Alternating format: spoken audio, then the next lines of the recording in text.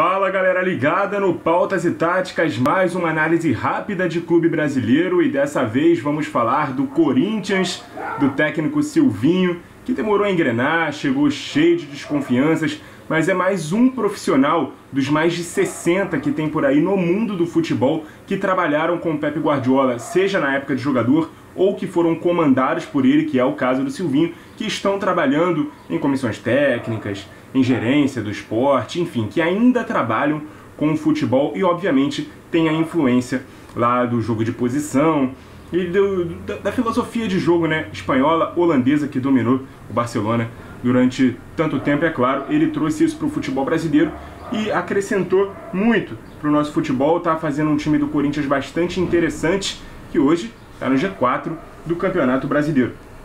Então o Corinthians, que joga num 4-1-4-1, eu peguei aqui a escalação base que eu vou cantar aqui, com base nos últimos 5 jogos, vou citar aqui algumas reservas também, e vocês me ajudem nos comentários, principalmente torcida aí do Corinthians, se eu cometer algum equívoco, beleza? Então o goleirão é o Cássio, Fagner na lateral direita, o João Vitor e o Gil formam a dupla de zaga, o lateral esquerdo titular é o Fábio Santos, mas também pode ser o Lucas Piton.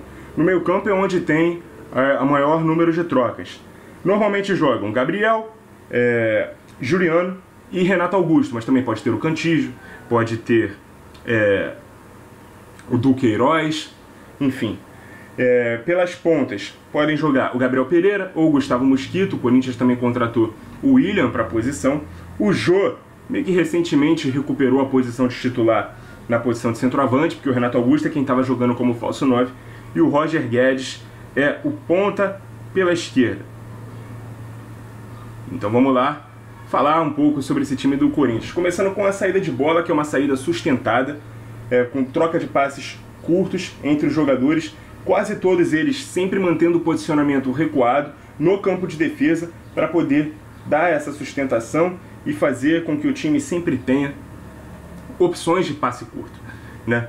Então o Corinthians faz a saída de bola desse jeito, uma saída sustentada, por vezes uma saída com 3 jogadores, mas normalmente uma saída com 4 mais 2, dando mais liberdade para um dos meio-campistas, mas o esquema principal é mesmo o 4-1-4-1.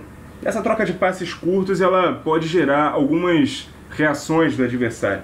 Uma delas é a indução de todos eles. Vamos botar o time adversário aqui em campo rapidinho, pelo menos a linha dos atacantes, né?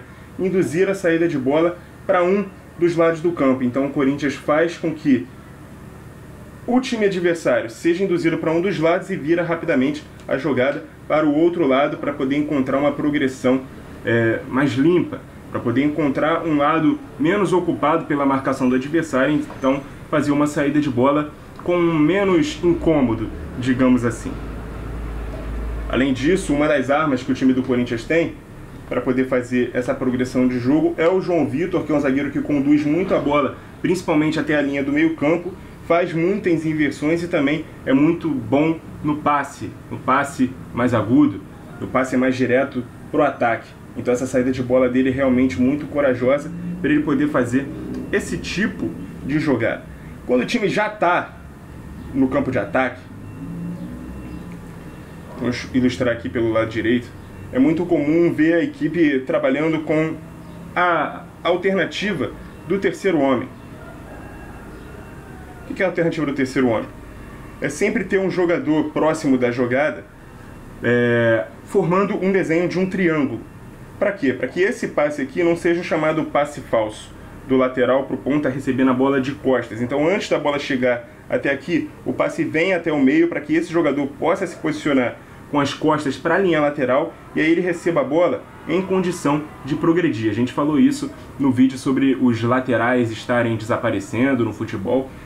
Vou deixar aqui no card, você pode conferir mais tarde, caso assim queira. Então há muito essa busca pelo terceiro homem no jogo do Corinthians. Além disso, também há muitas trocas de posição, né? O Jô, ele é um centroavante que se posiciona muito fora da área, se movimenta muito fora da área, ele aparece como opção de passe do lado da jogada, ou do lado oposto, ou faz esse recuo para poder fazer um pivô. Quando ele sai da posição dele, alguém tem que entrar para poder compensar. Alguém tem que estar ali ocupando essa posição centralizada. Pode ser o Juliano, pode ser o Renato Augusto. Quando o Jô faz esse recuo, até mesmo para que ele possa ser esse terceiro homem, né? Então existem muito essas trocas de posição. Quando o Corinthians está com um pouco de dificuldade para progredir, ele volta a tocar a bola, usando da posse de bola para poder ser um artifício, para poder abrir as defesas adversárias, atrair lá para trás. Vamos colocar novamente aqui o time adversário. Atraindo a defesa adversária para trás. Aqui um jogador. Então, se o time toca a bola e o adversário sai de trás, gera esse espaço. E aí o Corinthians também usa muito desses passes nas costas dos defensores, explorando a velocidade dos atacantes. Principalmente do Roger Guedes, que é um jogador que fica muito no 1 contra 1. Ele gosta dessa situação de 1 contra 1. Mas são esses os jogadores de drible do Corinthians, esses jogadores que jogam mais de trás. Os outros jogadores são mais articuladores, mais pensadores, e um dos destaques é justamente o Renato Augusto. Vamos tirar novamente aqui o time adversário de campo para poder falar de um jogador do Corinthians, no caso, o Renato Augusto. Está aqui ilustrado com a camisa 10. Por quê? Porque ele, quando ele surgiu lá no Flamengo, lá atrás, ele era um protótipo de um camisa 10 clássico, né? De um meia atacante, aquele cara do último passe, aquele cara que finaliza de fora da área, que bate falta, inclusive jogava com a 10 do rubro-negro. Mas ele ficou provado que ele é mais um segundo volante, né? Um camisa 8. Ele é um misto de meia armador, aquele cara que ajuda na saída de bola, e também de um box-to-box, aquele cara que infiltra. Até por isso ele foi muito importante na seleção brasileira do último ciclo, e até se fala, volta e meia se fala no nome dele para o atual ciclo, caso realmente o Tite queira. O Tite está observando ele, além de vários outros jogadores, né, como o Rafael Veiga no Palmeiras, por exemplo.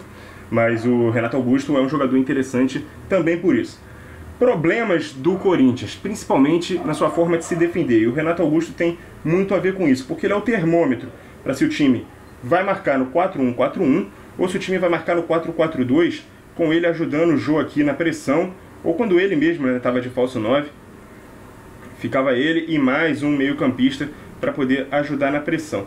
Qual é o problema de se marcar no 4-4-2 ou no 4-1-4-1? Primeiro, no 4-1-4-1, a gente tem um volante que fica mais exposto. Ele tem que fazer todo esse trabalho de cobertura da segunda linha e todo esse trabalho de proteção da primeira linha também. Mas quando se joga no 4-4-2, esse espaço fica desocupado e o time tem que jogar todo compacto, ou seja, todo junto, para que não haja um espaço fácil, um espaço importante para que o adversário crie, construa as jogadas por aqui. Então o time tem que estar todo compacto.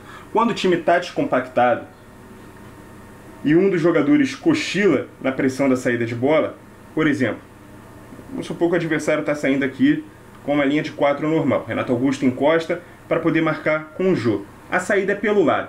Se esse jogador aqui está progredindo com espaço e o ponta demora para poder dar o combate, o Corinthians, ou melhor, o adversário, ele fica mais facilitado para poder fazer esse tipo de passe. Também com busca do terceiro homem ou mesmo uma ligação direta aqui por trás. Por quê? Porque não há um trabalho de cobertura desse lado sem um espaço. Se esse jogador é quem vem dar o combate, um jogador de ataque do adversário é quem fica com espaço e vice-versa. O futebol, ele é um jogo encadeado. Então, ou todo mundo ajuda na pressão, ou todo mundo joga compactado, ou se um chegar atrasado ali para poder dar o bote, acaba deixando espaço nas costas do companheiro que joga numa linha mais atrás. Então esse é o principal problema para o Silvinho aí resolver. Ele chegou no Corinthians herdando um trabalho do Wagner Mancini, que na sua reta final estava trabalhando com 3 zagueiros. Ele chegou falando que é especialista em linha de 4, até pela posição que ele jogou, né? Ele foi lateral. Então ele é acostumado a jogar numa linha com 4 defensores. E como técnico ele está tentando implementar isso também. Ele foi auxiliar do Tite, né, na última Copa do Mundo. O próprio Tite não gosta muito de jogar com 3 zagueiros, apesar de estar variando isso na seleção, segurando um pouco mais o Danilo na lateral direita.